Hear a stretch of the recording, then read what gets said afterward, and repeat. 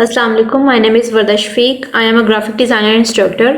Today is our 5th class of Adobe Illustrator. आज की class हमारी स्ट्रोक्स पर होगी। इसमें मैं आपको इन डिटेल बताऊंगी स्ट्रोक्स, वो चीज़ें जो पहले आपसे हाइड थी वो आज सारी आपको शो करवाऊंगी, वो सारे पैनल्स, वो सारी सेटिंग्स। तो हम अपनी क्लास को स्टार्ट करते हैं। ये मैंने लेटर साइज आर्टबोर्ड अपना जो है वो ओपन किया हुआ है और यहाँ पे मैंने आज अपने फिल और स्ट्रोक को ज़रा डिफरेंट कलर दिए हैं ताकि क्लास आप अच्छे तरीके से समझ सकें। जो मैं आपको डिफरेंस दिखाना चाहती हूँ वो आपको अच्छे तरीके से समझ आ सके। ठीक है, तो इसकी बहुत सारी कैटेगरीज हैं। सबसे पहली कैटेगरी आपसे मैं शेयर करूंगी वो होगी फिल एंड स्ट्रोक। अब फिल एंड स्ट्रोक के नाम से ही आपको शो हो रहा है वो ऑब्जेक्ट जिसमें फिल और स्ट्रोक दोनों मौजूद हों। अब अगर मैं यहाँ पे आपको एक स्क्वायर ड्रॉ करके दिखाती हूँ, उसमें हमारे पास रेड फिल होगा और ब्लू स्ट्रोक होगा। ठीक है, इसका स्ट्रोक अभी बहुत पतला है, ये होती है इसकी कैपेसिटी, ये होता है इसका वेट। ठीक है, यहाँ से आप जितना बढ़ाना चाहें, कम करना चाहें। अगर मैं इसको 4 कर लेती हूँ तो आपको अच्छे तरीके से नजर आएगा इसका फिल और स्ट्रोक। नेक्स्ट कैटेगरी है ओनली फिल। अब ओनली फिल के नाम से भी आपको अंदाजा हो रहा है कि वो चीज जिसमें स्ट्रोक ना मौजूद हो, बाउंड्री ना हो, सिर्फ फिल हो, यानी कि सिर्फ अंदर का कलर हो। तो उसके लिए हम क्या करेंगे, अपने स्ट्रोक पे क्लिक करेंगे और नन के ऑप्शन को ऑन कर देंगे। अब इससे हमारा स्ट्रोक जो है वो ऑफ हो गया है और फिल ऑन है। अब हम अगर कुछ भी बनाते हैं, मैं अब एक स्क्वायर ही बनाती हूँ, यहाँ पे जस्ट इसका फिल शो हो रहा है, इसकी तरह इसका स्ट्रोक नहीं आया। ठीक है, the third category is just stroke, यानी कि इसमें फिल मौजूद ना हो, जस्ट स्ट्रोक हो। तो एज इट इज जैसे हमने स्ट्रोक को ऑफ किया था बिल्कुल वैसे ही हम फिल को ऑफ कर देंगे। फिल को ऑफ करते ही जो हमारा स्ट्रोक का कलर था वो गायब हो गया है, फिल वाला इधर आ गया है। ठीक है, ये अपने आप इसकी सेटिंग्स चेंज होती हैं। अगर आप वही कलर यहाँ पे लेना चाहते हैं तो 12 यहाँ से कलर पिक कर सकते हैं। ठीक है, यहाँ पे मैं एक और स्क्वायर बनाती हूँ, उसमें अब आप देखेंगे कि यहाँ पे जो भी हमें चीज शो हो रही है उसके अंदर फिल मौजूद नहीं है। ठीक है, यहाँ पे जस्ट स्ट्रोक आया है। अगर मैं इसको उठा के मूव करके आपको दिखाऊं तो देखें, ग्रे पे लेके गई हूँ तो वो अच्छे से आपको शो हो रहा है कि इसमें फिल मौजूद नहीं है, ये खाली है। ठीक है, ये है इसकी थर्ड कैटेगरी। अब फोर्थ कैटेगरी, ये तीन जो थी ये बेसिक कैटेगरीज थी जो हमें नॉर्मली सामने नजर आती हैं और इनकी हम सेटिंग्स को चेंज करके तो अपने ऑब्जेक्ट को उस तरह से क्रिएट कर लेते हैं। ठीक है, अगर हम एडवांस सेटिंग्स चाहते हैं, अगर हम चाहते हैं कि और ज़्यादा इसमें हम इम्प्रूवमेंट कर सकें, तो वो सारी चीज़ें आपको यहाँ पर स्ट्रोक के पैनल में मिलेंगी। यहाँ पे अगर आपको स्ट्रोक का पैनल शो नहीं हो रहा तो आपने ये विंडोज़ में जाना है, यहाँ पे आपको स्ट्रोक मिल जाएगा। ये देखें, यहाँ पे स्ट्रोक लिखा हुआ है, F10 इसकी शॉर्टकट है। अगर मैं इस पर क्लिक करती हूँ तो ये स्ट्रोक का पैनल इधर ओपन हो गया है। इधर अगर मैं नहीं ओपन करना चाहती तो यहाँ पे भी मेरे स्ट्रोक लिखा हुआ आ रहा है। स्ट्रोक के पैनल को अगर मैं जस्ट क्लिक करूँ तो उसकी सारी जो सेटिंग्स हैं वो सारी हमें शो हो गई हैं। यहाँ पे आपको बहुत सारी इसकी कैटेगरीज डिफरेंट नजर आएंगी। इनकी कैटेगरीज में सबसे पहले हम डिस्कस कर लेते हैं अलाइन स्ट्रोक्स को। अलाइन स्ट्रोक्स में सबसे पहले ये जो है ये है अलाइन स्ट्रोक टू सेंटर।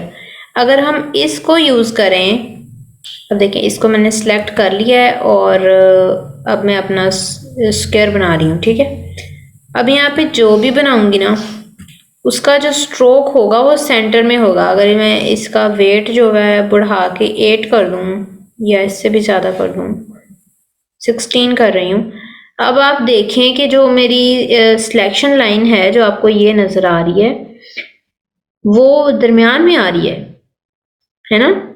देखिए यहाँ पे अगर मैं क्लिक करती हूँ इस वाले पे तो वो बाहर वाली साइड पे आती है, लेकिन अगर मैं इस वाले पे क्लिक करती हूँ तो वो दरमियान में आती है।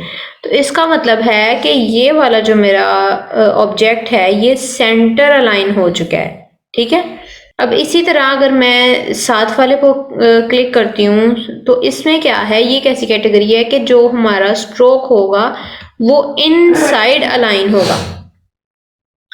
अगर इसी को मैं सिलेक्ट करूं तो अब आप देखें इसका जो स्ट्रोक है वो इनसाइड, मतलब आपको बाउंड्री तो बाहर ही नजर आ रही है, लेकिन इसका जो हमने इसकी रोटेशन वगैरह करनी है वो अंदर वाली साइड से होनी है। ठीक है, ये अलाइन स्ट्रोक टू सेंटर है। अब अगर इसी वाले को मैं सिलेक्ट करके थर्ड कैटेगरी पे क्लिक करती हूँ वो है अलाइन स्ट्रोक टू आउटसाइड। अब इसका क्या मतलब है, अब देखें हम जैसे ही अलाइन स्ट्रोक टू आउटसाइड पे गए हैं तो साथ ही हमारा जो सिलेक्शन लाइन थी, जो ब्लू कलर की हमें लाइन नजर आती थी, वो बाहर वाली साइड पे हो गई है, वो सॉरी बाहर वाली साइड से अंदर वाली साइड पे चली गई है। अब अगर मैं इसको मूव करती हूँ तो इसका काम तो बिल्कुल वैसा ही है, लेकिन इसकी जो सिलेक्शन लाइन है वो अंदर की तरफ है, तो ये अलाइन स्ट्रोक टू आउटसाइड है। ठीक है, ये उल्टे एक दूसरे के रिवर्स चलते हैं। इनसाइड अगर अलाइन करें तो वो साइज में छोटा हो जाता है और इसकी सिलेक्शन लाइन आउटसाइड पे चले जाती है। अगर अलाइन स्ट्रोक टू आउटसाइड करें तो उसका साइज बड़ा हो जाता है और उसकी जो सिलेक्शन लाइन है वो अंदर की तरफ आ जाती है।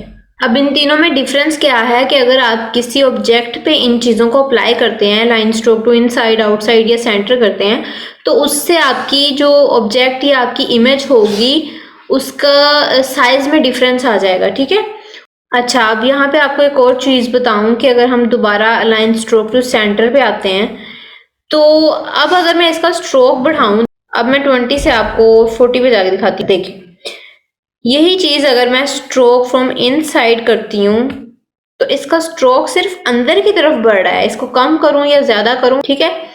इसी को अगर मैं स्ट्रोक आउटसाइड करती हूँ तो अब इसका जो स्ट्रोक है वो बाहर की तरफ वाला जो होगा वो मूव करेगा, अंदर वाले को कोई जो है वो डिफरेंस नहीं फील होगा। तो ये इन तीनों में मेन डिफरेंस है कि इनके स्ट्रोक्स जो हैं वो किस तरह से मूव करते हैं। अब हम ज्वाइंट्स पे आ जाते हैं। ये जहाँ पे कॉर्नर्स लिखा हुआ है ये इसके ज्वाइंट्स हैं। अब मीटर ज्वाइंट का क्या मतलब है? ये ज्वाइंट्स का क्या मतलब होता है कि जहां से दो लाइनें आपस में मिल रही हैं, यानी कि एक ये लाइन और एक ये लाइन, तो इसका ज्वाइन इस टाइम देखें बिल्कुल शार्प एज है। ठीक है, अब यही चीज आपको इस तरह तो समझ नहीं आएगी।